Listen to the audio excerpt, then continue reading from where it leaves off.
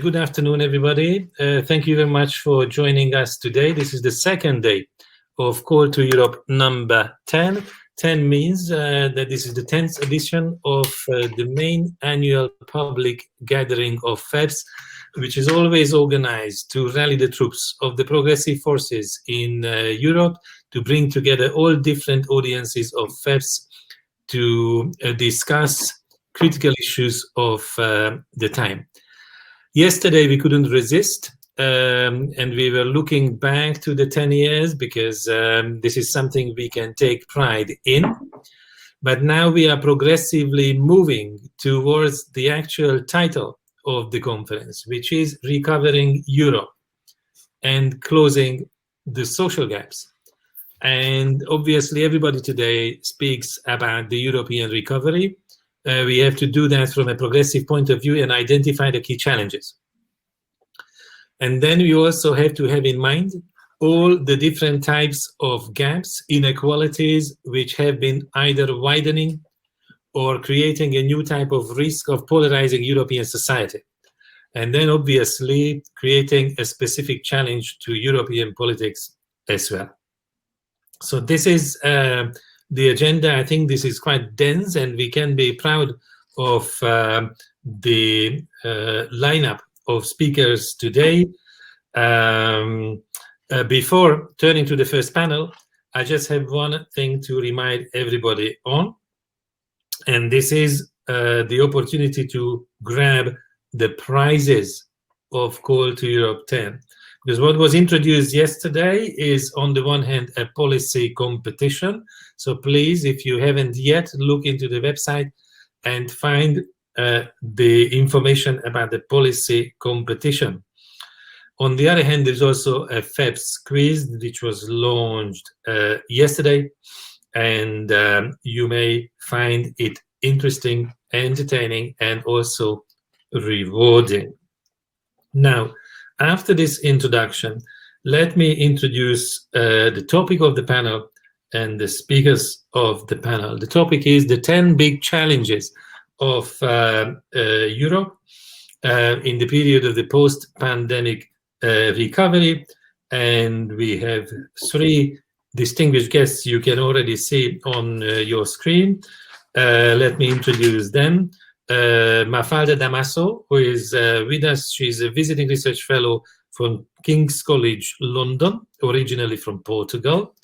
We also have KUBA JABŁONOWSKI, who's a research fellow at the Geography Department of the University of Exeter, but originally from Poland. And we also have VASCO CORDEIRO, who is a member of the regional parliament at the Azores and first vice president of the European Committee of the Regions from Portugal. But let me also highlight that he served for 2 terms as president of the government of the Azores. You're welcome to this program, and we are really grateful for you to come. Now, the order of this session will be that MAFALDA and KUBA are going to introduce the 10 big challenges, and then I will give the floor to VASCO CORDEIRO to comment on the challenges and outline his progressive vision.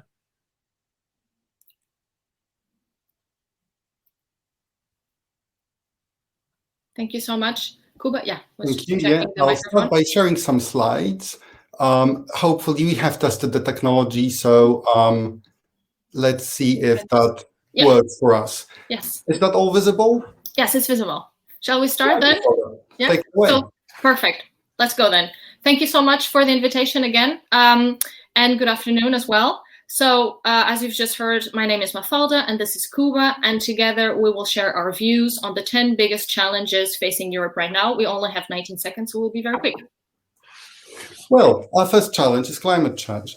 The European Green Deal is now a reality, but it is not a set of targets to be met. They need to be exceeded.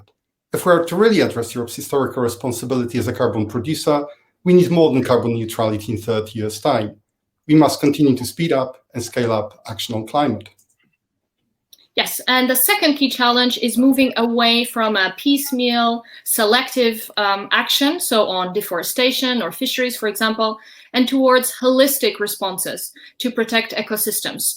And this requires seeing humans and nature as interconnected, hence the image, and also to act accordingly. Third, Europe faces major economic challenges too. These include job insecurity, failing personal income, gender pay gap, declining worker protections. It's not only a matter of social justice, although it is. These problems also affect our key workers, on whom we depended so much during the pandemic. Therefore, they weaken our ability to respond to future crises. Yeah, and fourth, Europe faces major digital challenges. Work is being automated, privacy is increasingly monetized, and this raises fundamental questions about the future of work. If the resulting job market is to be inclusive and fair, the digital shift must be addressed politically or with political solutions.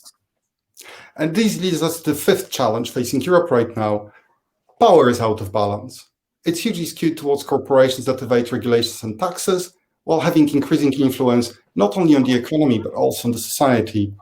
It's time to hold them accountable. Sixth, Europe faces intense mobility from south and east to north and west, from countryside to cities, and this generates knowledge, cultural innovation, and is to be celebrated.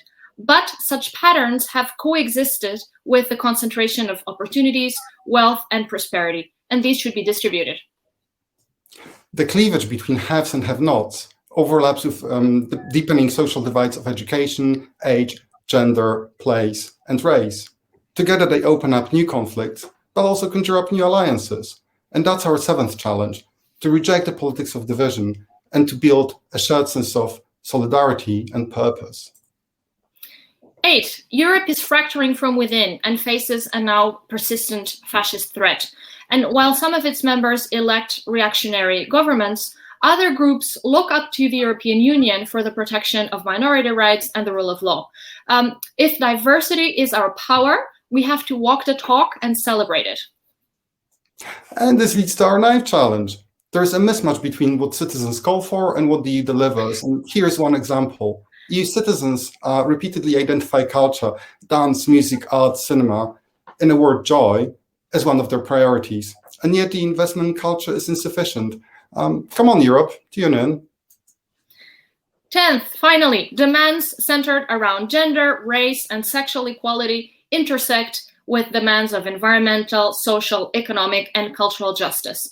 Europe's challenges are interconnected and require systemic transformation. This demands a clear, holistic narrative that connects them. It's not easy, but yes, we can do it. All right, that's all. Thank you for tuning in. Thank you. Okay, I think this presentation deserves a round of applause, and I can also hear it from our audience.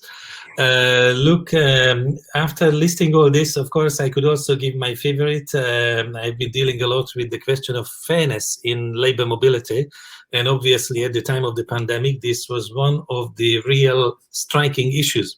When someone was asking, whether Europe can maintain its own standards, especially social standards, which had been achieved in the past.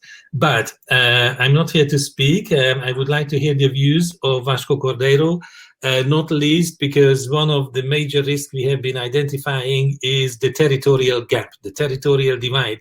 And the Committee of the Region, where he is active, he has been active for very long, is indeed the institution from which you can judge not only the challenges, but also the effectiveness of the existing tools in this policy field.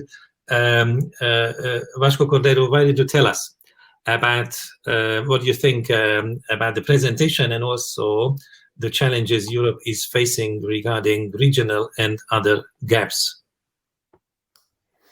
Well, thank you, László.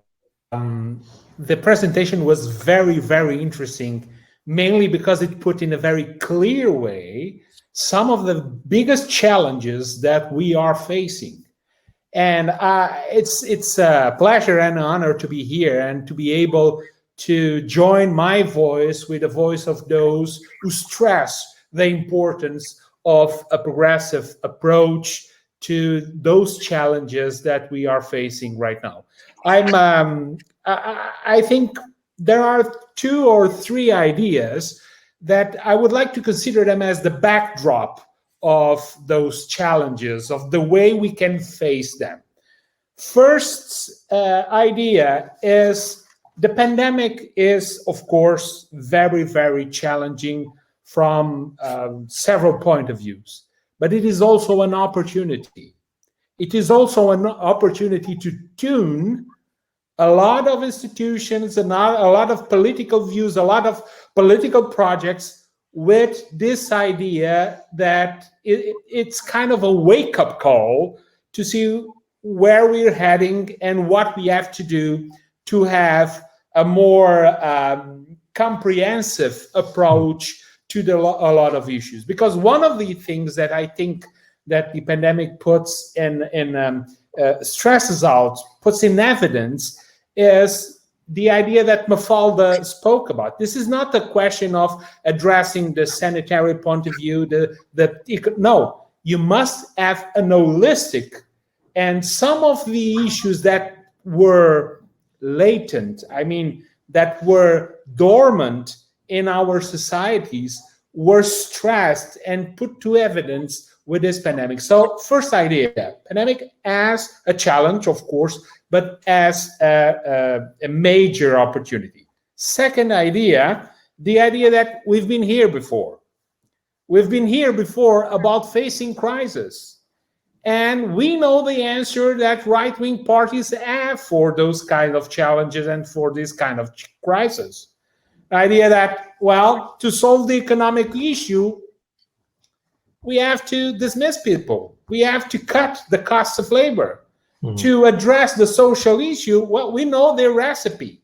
And their recipe is, well, we have to cut, trim social services. So we know that. Third idea that I would like to share with you as the backdrop is Europe must rise to the occasion.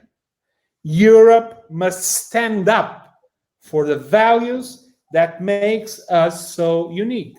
Cohesion, the inclusion, justice, green future, inclusion of... So this is a question of Europe, and with Europe, the progressives around Europe to stand up to this occasion. And I think there are also 3 main notions, 3 main concerns that we progressives should address in the way we tackle those challenges.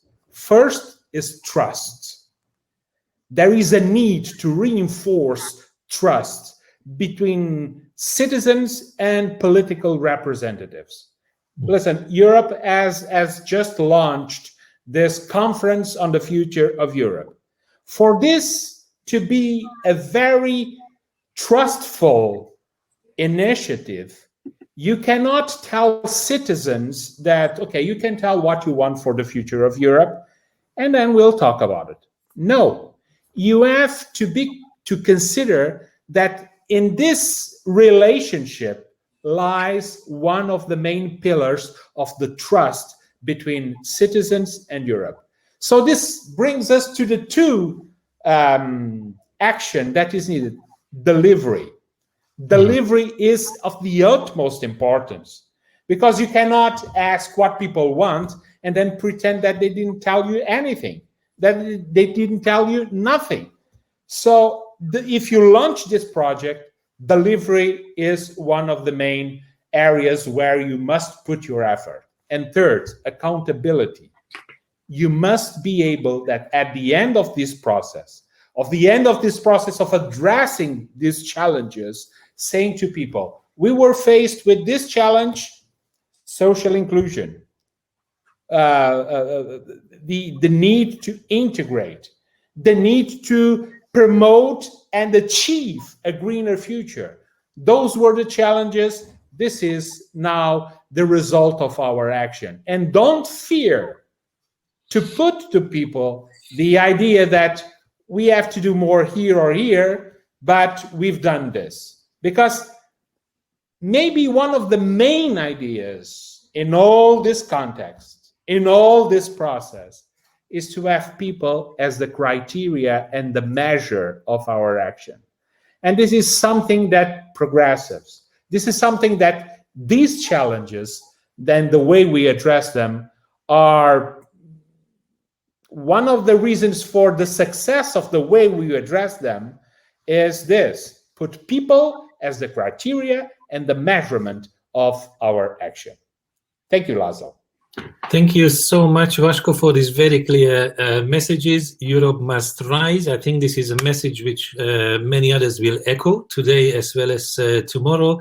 You highlighted the importance of engaging the citizens, which I know is very close to your heart, and also to deliver seriously, to make effective use of the tools available, and also remain accountable, which is not less important. Look, I'm sure we will continue discussing all these issues, the challenges, and as well as the guidance. But now I have to guide you to the next session, because the ministerial panel is going to start in a minute. In order to reach the ministerial panel, you have to exit the current session and join the next one. My colleague Anya Škripek is going to chair the ministerial panel. See you in a minute. Thank you. Thank you. Thank you.